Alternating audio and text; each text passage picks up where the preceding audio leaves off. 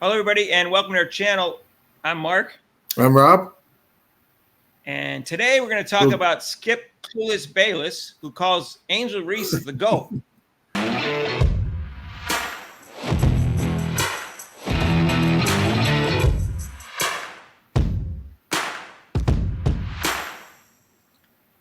Hey, everyone. If you haven't subscribed yet, please do so and hit that notification bell when you do so you get notified of our next videos. We're going for 3,000 subscribers, and we're almost there. We need your help.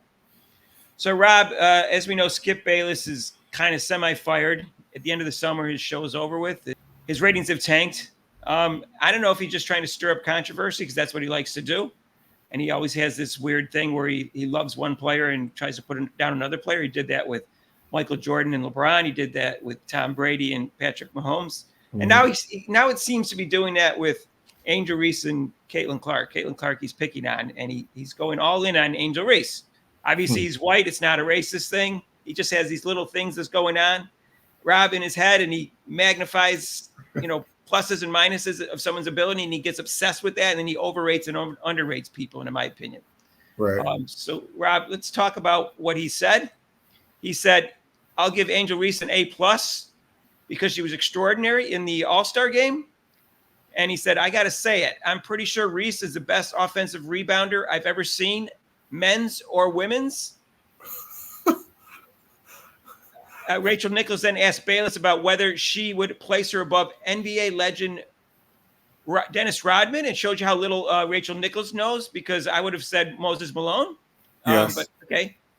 And more than Rodman on offensive, Rodman wasn't just offense, and she's half offense, like her rebounds are 50-50 offensive rebounds. I thought Reese was kind of the lightning rod to kind of hold off Team USA. I don't know. I thought the person that scored 34 points in the second half, Enrique, was the lightning rod, and maybe the person who had 10 assists, 3 of them extraordinary, might have been in there too. That's just me. Yeah, I don't know. I was watching that. I was watching the game too. We were watching it together. I think the person that was hitting all those threes and scoring all the points was kind of like the lightning rod. So, Rob, I guess the offensive rebounders that I would think of would be Moses Malone, and I would think of Dennis Rodman second. And I think statistics back me up on that.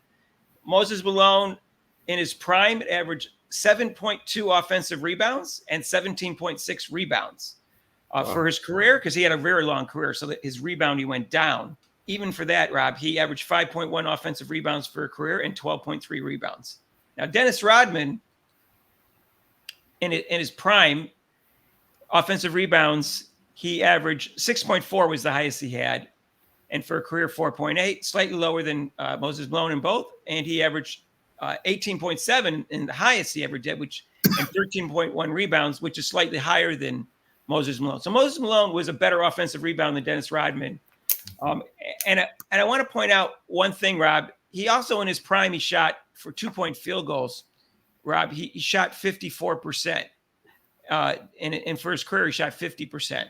So when people make fun of Angel Reese for getting a lot of offensive rebounds because of her own misses, people said Moses Malone did that too. Well, Moses Malone shot at a much higher percentage than Angel Reese. In his prime, he was shooting at 54% for twos, and for a career, 50%. Angel Reese is shooting 40% for twos, Rob. So it's a big difference. Yeah, well, big difference is that he had a better shooting form, and he was good around the basket, and had nice post moves. And Angel just kind of turns and throws the ball up there and gets her own rebounds. So that counts as, I guess, offensive rebound when you get it back. When it comes back to you that hard because you brick it, of course, that factors in. Angel Reese is averaging 4.8 offensive rebounds and 12 rebounds. So that's good. And it's in the same neighborhood as the two of them.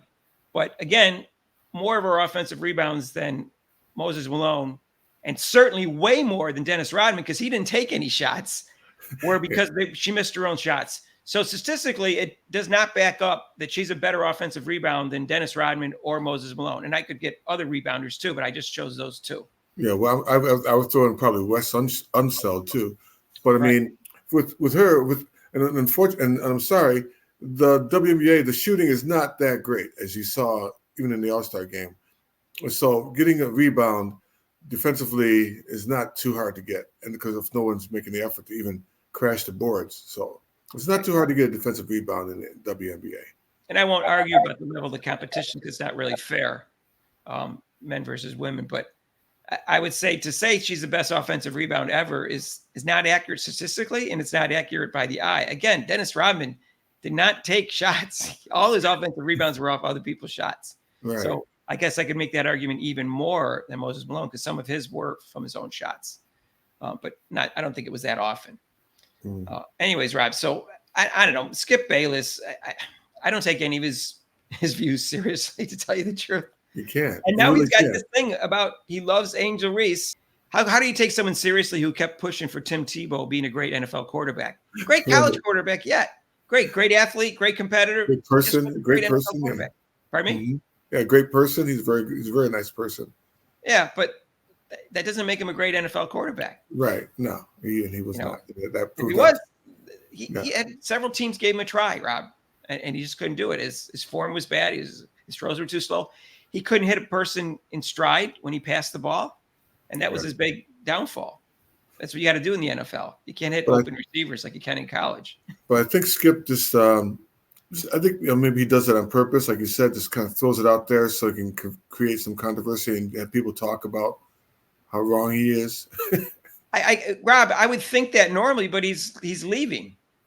Yeah. So maybe he's drawing attention to himself because he's going to start his own show because basically Fox looks like they forced him out if they didn't outright fire him. Maybe. I don't know. He just likes to be the contrarian sometimes, Rob. So it's because, and you know why contrarians do that, Rob?